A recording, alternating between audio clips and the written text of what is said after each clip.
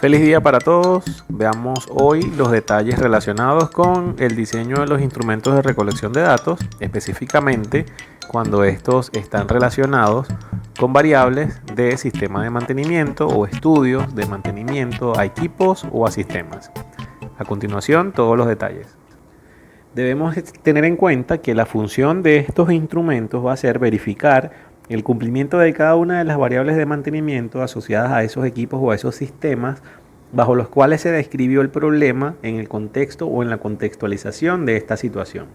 Para cada una de estas variables debemos tomar en cuenta diferentes patrones, pero tomando en cuenta que cada uno de ellos dependerá de la condición en que se encuentre cada sistema operativo y de la condición de fallas o el historial de fallas que estos posean. Y precisamente eso es uno de los puntos a considerar dentro de los aspectos de este tipo de trabajo de grado. Primero es entender cuál es el método de cálculo que debemos seguir y como segundo punto y no menos importante es que exista el historial de falla del equipo o del sistema productivo. De no tener un historial de fallas no podemos cubrir el cálculo bajo el esquema que vamos a ver en el trabajo o en la clase del día de hoy. Deberíamos ubicar entonces otra modalidad de poder determinar los diferentes cálculos o valores para cada uno de los indicadores incluidos en nuestro estudio. Y por supuesto, a tomar en cuenta los aspectos o los datos complementarios que tomaremos para cada uno de los indicadores y que serán descritos a continuación. La primera dimensión es la confiabilidad. Ella se calcula a través de la ecuación mostrada en la imagen, la cual depende de la constante de Euler, de la tasa de fallas y del tiempo, siendo la tasa de falla un indicador obligatorio para esta dimensión y usted debe incluir otro indicador que le permita realizar un análisis o un cálculo referente a la confiabilidad del equipo o del sistema. Para esa tasa de fallas incluida en el indicador necesitamos la cantidad de falla y la duración que hubo entre ellas, información que vamos a obtener del historial de fallas que está sustentando el estudio o bajo el cual estamos enfocando nuestra investigación. La segunda dimensión es la disponibilidad. En ella se deben tomar en cuenta el tiempo medio entre fallas y el tiempo medio para reparar, los cuales deben ser sus indicadores obligatorios para incluirlos y posteriormente tomar su información para el cálculo de la disponibilidad bajo la fórmula que se muestra en la imagen. Para cada uno de estos indicadores necesitamos las fallas, el tiempo operativo del sistema o del equipo y los tiempos fuera de servicio. Información que también obtendremos del historial de falla que ya hemos venido hablando o comentando. La tercera y última dimensión es la mantenibilidad, calculada por la ecuación que se muestra en la imagen, la cual depende de la constante de Euler, la tasa de reparaciones y el tiempo. En este caso es la tasa de reparaciones el indicador obligatorio para el cálculo de esta dimensión y además debemos añadir otro indicador que nos permita el análisis o el cálculo de cualquier factor relacionado con la mantenibilidad. Y como pueden observar, necesitamos la cantidad de reparaciones y la duración de cada reparación para calcular esa tasa antes indicada y que esta información también proviene del mismo historial de falla de donde tenemos la información de las dos dimensiones anteriores. Debemos considerar para el diseño de nuestros formatos de registro los aspectos mostrados a continuación. Entender primero qué es un formato de registro, el instrumento que aplica para este estudio, pueden ubicar en la clase del diseño de instrumentos a qué se refiere, y luego entender que en ese formato de registro deben estar todos los datos que necesitamos para cada uno de las fórmulas y cada uno de nuestros indicadores.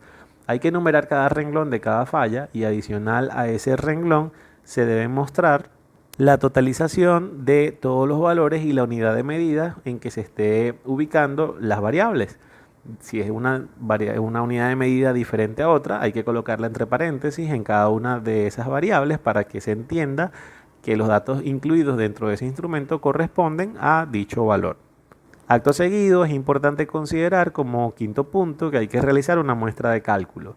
Debemos mostrar nuestra ecuación asociada a ese indicador y debemos ir explicando cómo se van a ir sustituyendo los valores y de dónde provienen cada uno de esos valores, tal como el ejemplo que se muestra en pantalla.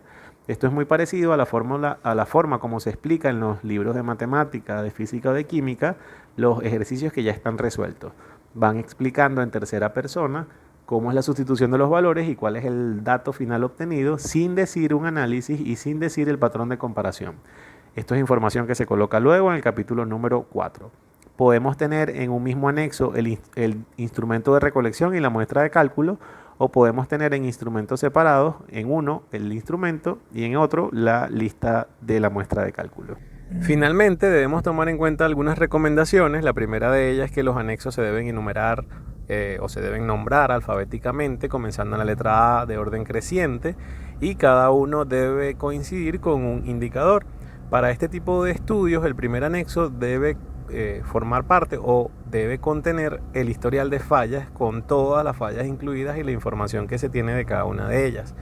A partir del instrumento B, entonces corresponde el diseño del instrumento para el primer indicador, el anexo C sería el instrumento del segundo indicador y así sucesivamente. Si podemos colocar en el mismo anexo el instrumento y la muestra de cálculos, no hay ningún problema. Caso contrario, debemos tener un instrumento llamado A.1 para el instrumento y un anexo llamado A.2 para la muestra de cálculos. Cualquiera de los dos casos es totalmente factible.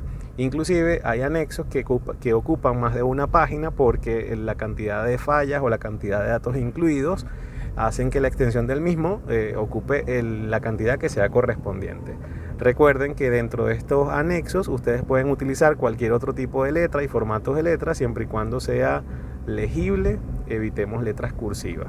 Y no importa que no cumpla con las condiciones de márgenes, interlineados y párrafos ya establecidos para el resto del trabajo.